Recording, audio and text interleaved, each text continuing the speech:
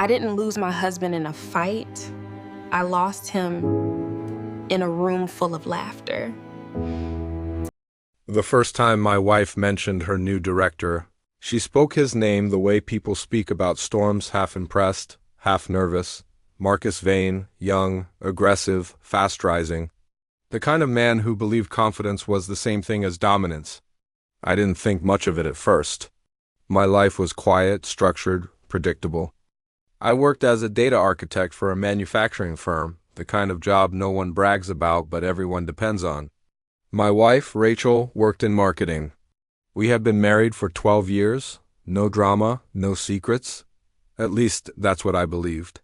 Things changed slowly. Rachel started staying late, dressing differently, talking about work with an excitement that didn't include me.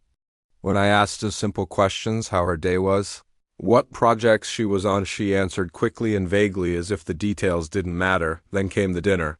Marcus invited himself to our home under the pretense of getting to know the team better.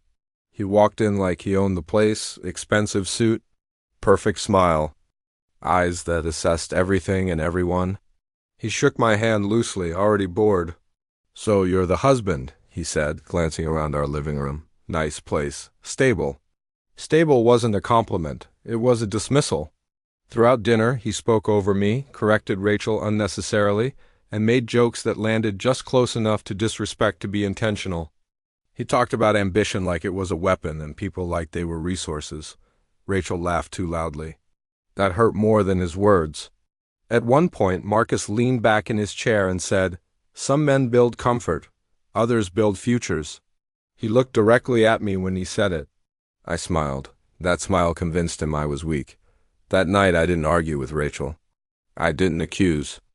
I didn't ask for reassurance. I had seen this type of man before. Men like Marcus don't hide because they don't think they need to. I started paying attention. Rachel's schedule aligned too neatly with Marcus's. Team dinners without receipts. Client meetings that weren't on calendars. Messages deleted but not erased well enough. I didn't hack anything. I didn't spy illegally. I simply observed patterns. Marcus had a habit of mixing business with ego. He liked control. He liked people thinking he was untouchable. What he didn't know was that my firm provided back-end analytics support for several of his company-S subsidiaries. I wasn't in his world socially, but I understood his numbers better than he did, and his numbers were dirty. Inflated performance metrics. Misrepresented growth projections. Marketing data selectively reported to investors. Nothing dramatic on its own, but together it painted a very clear picture of deception. I didn't expose him immediately. I waited. Rachel's behavior became colder. Distant. One night she told me I was too safe and that she needed more energy in her life. That sentence told me everything I needed to know. So I moved quietly. I compiled documentation, clean, verified, traceable. I passed it to the right compliance channels anonymously. No accusations, no commentary, just data. Then I filed for divorce. Rachel was shocked. She thought I would beg, negotiate, fight emotionally. Instead, she found herself facing a calm man who already knew the outcome. Marcus tried to intervene. He called me once, uninvited, confident. "You don't want to do this," he said. "You'll lose." I told him something simple. "You already did." 2 weeks later, Marcus's company announced an internal review. A month later, investors pulled out. By the end of the quarter, he was removed to pursue other opportunities. Rachel lost her job shortly after.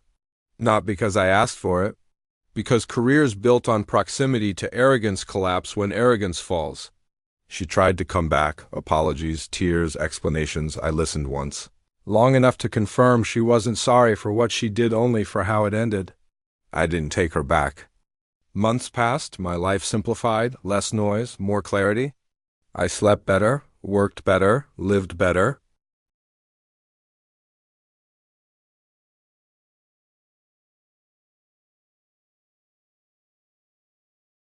People later asked me how it felt to win. I told them the truth. Winning wasn't watching him fall.